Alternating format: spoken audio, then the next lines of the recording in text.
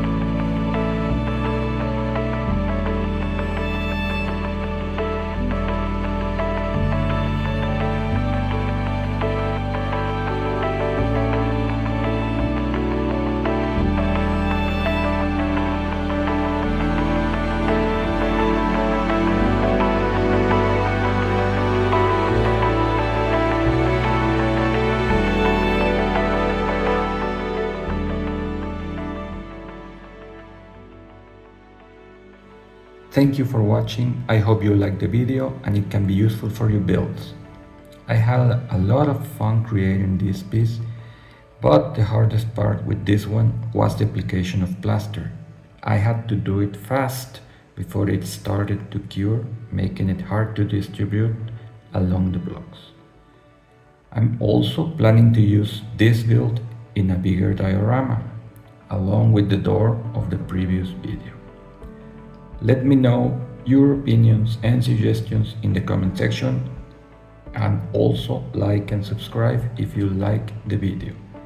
See you next time. Bye.